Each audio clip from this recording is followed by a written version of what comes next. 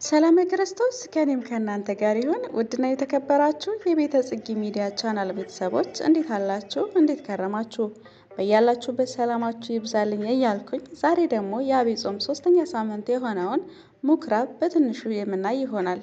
በመጀመሪያው ሳምንት ዘወረደን አይተን ነበረ። ሁለተኛው ሳምንት ላይም ደግሞ ቅድስትን አይተን ነበር። ዛሬ ደግሞ ሶስተኛው ሳምንትን ምኵራብን የምናይ ይሆናል። እስከ መጨረሻው አብራችሁን ቆዩ። ላይክ፣ ሰብስክራይብ ማድረጋችሁን እንዳትዘነጉ። የዐቢይ ጾም ሶስተኛ ሳምንት ምኵራብ ይባላል። ይህ ሳምንት ጌታችን መድኃኒታችን ኢየሱስ ክርስቶስ ወደ ቤተ መቅደስ ምኵራብ በመግባት የነጋዴዎችን ጠረጴዛ የገለባበጠበትና ቤቱ የጸሎት ቤት መሆኑን ያስተማረበትን ታሪክ የምናስብ ይሆናል። የምኵራብ ትርጉም። ምኵራብ የሚለው ቃል የግስ ቃል ሲሆን ትርጉሙም መሰብሰቢያ ቦታ ወይንም የጸሎት ቤት ማለት ነው። በዚህ ሳምንት የምናስበው ዋናው ታሪክ የሚገኘው በዮሐንስ ወንጌል ምዕራፍ 2 ከቁጥር 13 እስከ 25 ባለው ነው። ዋናው የመጽሐፍ ቅዱስ ክፍልም የሚገኘው በዮሐንስ ወንጌል ምዕራፍ 2 ከቁጥር 13 እስከ 17 ድረስ ነው። የአይሁድ ፋሲካም ቀርቦ ነበረ። ኢየሱስም ወደ ኢየሩሳሌም ወጣ። በመቅደስም በሬዎችና በጎች እርግቦችም የሚሸጡና ገንዘብ ለዋጮችን ተቀምጠው አገኘ። የገመድም ጅራፍ አብጅቶ ሁሉንም በጎችም በሬዎችንም ከመቅደስ አወጣቸው። ለእርግብ ሻጮችም ይህንን ከዚህ ውሰዱ፣ የአባቴን ቤት የንግድ ቤት አደረጋችሁት አታድርጉት አላቸው። የምኵራብ መንፈሳዊ መልእክቶች። በዚህ ሳምንት ቤተ ክርስቲያን የምታስተምራቸው 3 ዋና ዋና ነጥቦች። የቤተ እግዚአብሔር ክብር። ጌታችን የአባቴ ቤት የጸሎት ቤት ይባላል፣ እናንተ ግን የወንበዴዎች ዋሻ አደረጋችሁት በማለት ምኵራቡን ቀድሷል።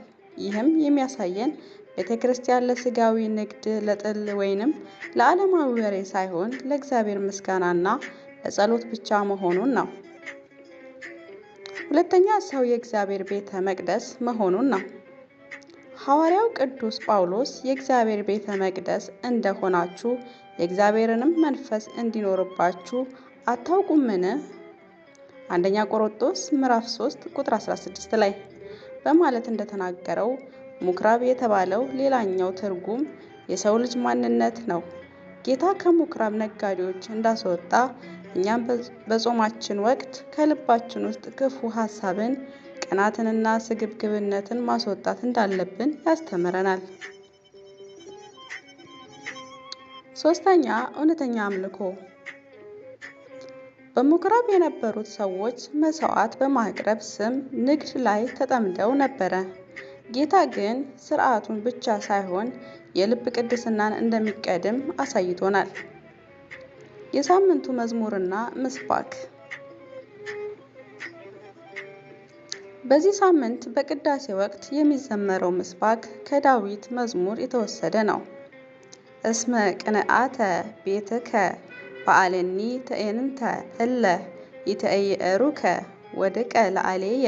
መዝሙረ ዳዊት ምዕራፍ 68 ቁጥር 9 ላይ የቤት ቅናት በልታኛለችና የሚሰድቡህም ስድብ በእኔ ላይ ወድቋልና። ትርጉሙ ነው። ሳነበው ስለተኮላተፍኩ ይቅርታ። ይህ ጥቅስ ጌታችን ስለ ቤተ መቅደሱ ቅድስና የነበረው ጥልቅ ፍቅርና መቆርቆርን ይገልጻል። ለሕይወታችን የሚሆን ተግባራዊ ትምህርት። በዚህ ሳምንት ልናያቸው የሚገቡ ነገሮች። አንደኛ፣ ንስሐ መግባት፣ ልባችንን ከኃጢአት ንግድ በማጽዳት የእግዚአብሔር ማደሪያ ማድረግ። ሁለተኛ፣ ቤተ ክርስቲያንን ማክበር። ወደ ቤተ ክርስቲያን ስንሄድ በከፍተኛ ጥንቃቄና ፍርሃት ሆኖ መጸለይ ይገባናል። ሶስተኛ፣ ራስን መመርመር። በእኔ ውስጥ ያሉትና መውጣት ያለባቸው ነጋዴዎች ወይም መጥፎ ልምዶቻችን ምንድናቸው ብሎ ማሰብ ይጠበቅብናል። በአጠቃላይ ምኵራብ የሥርዓት ብቻ ሳይሆን የንጽህና ሳምንት ነው። ጌታችን ይህንን መቅደስ አፍርሶ በሦስተኛውም ቀን አነሳዋለሁ ሲል ስለ ራሱ ትንሣኤ እንደተናገረ እኛም በዚህ ጾም ከኃጢአት ሞት ወደ ጽድቅ ሕይወት የምንነሳበት እንዲሆንልን ይገባል። ስለተከታተላችሁኝ አመሰግናለሁ። በቀጣይ ሳምንት አራተኛውን ደግሞ ይዤ እመጣለሁ። እስከ ሳምንት መልካም ሳምንት ይሆንላችሁ። መልካም ጾም